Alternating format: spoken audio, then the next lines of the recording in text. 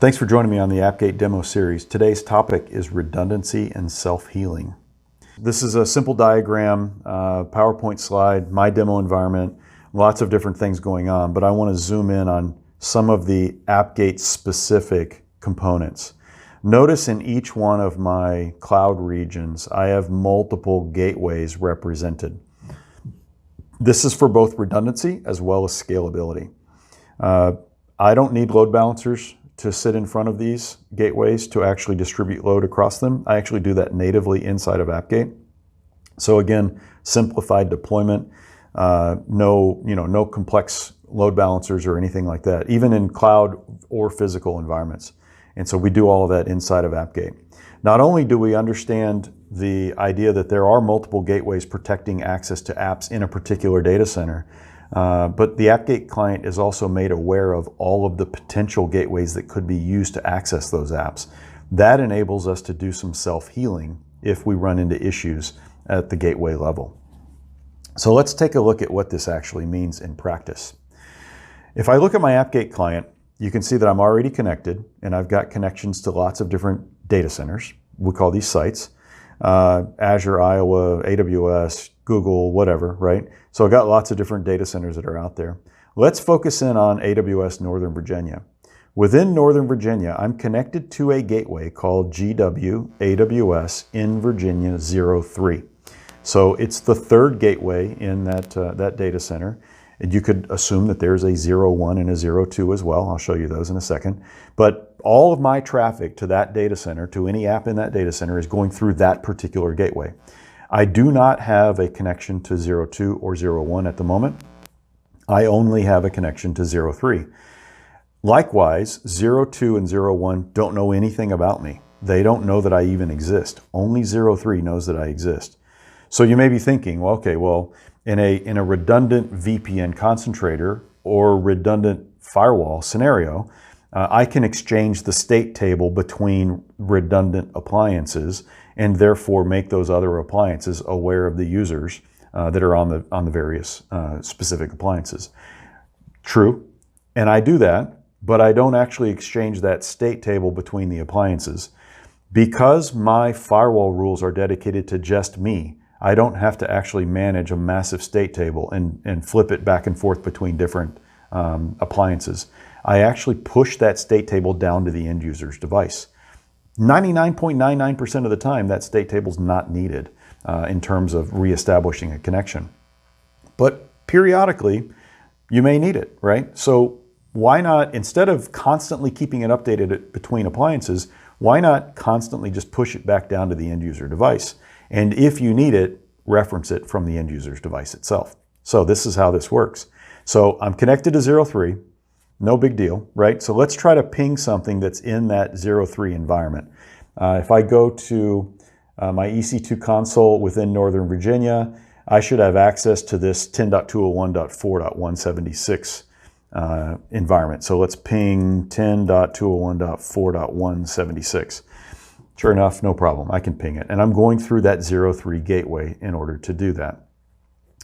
Well, I've also got in the background, I'm tailing my log file of my Appgate client locally. So this log file will show me if anything in my Appgate client changes, if it does a refresh of my posture. You can see that all those records will show up in there. And if I put some blank lines in place, you can see the next time that changes. If there's no action to take, there's no log records being generated in that log file. Now, here's the scenario. What happens if that availability zone has an issue? The availability zone that 03 is deployed in, gateway 03. Well, let's go simulate an outage in that availability zone. I'm going to go and clear my search. I'm going to look for gateways. Let's do that. Here is that gateway, 03, and like I said, there's a 02 and a 01 as well. And again, let's validate that I'm still connected to 03. So if I go down and I go to AWS Northern Virginia, look at the advanced, I am still connected to 03, no problem, right? So here's what I want to do. I've got it highlighted, my ping is running, my tail of my log file is there. Let's go and kill that gateway, right?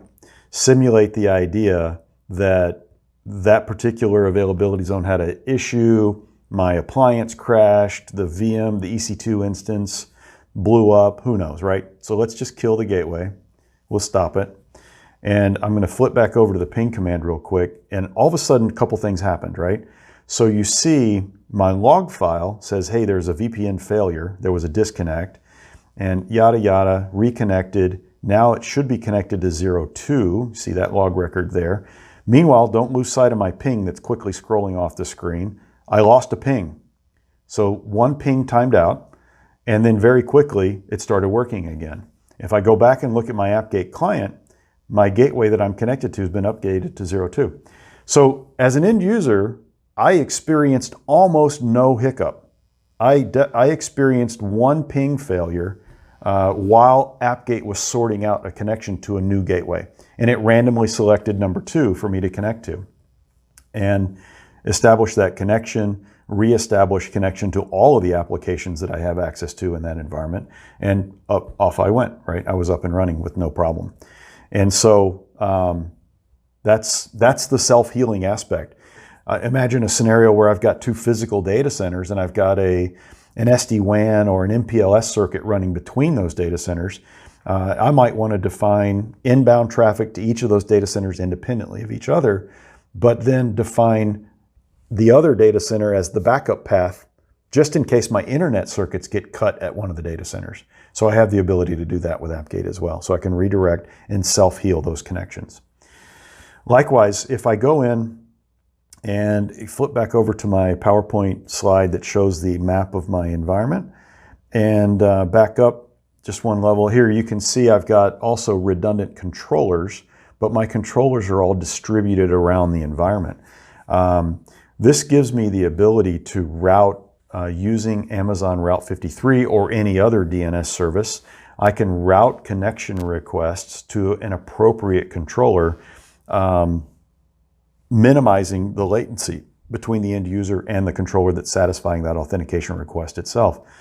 The point here is, once a user is authenticated, let's just say he authenticates against AWS Northern Virginia controller, that controller will tell all the other controllers that he's just authenticated a user, and these are the entitlements that he served to that user.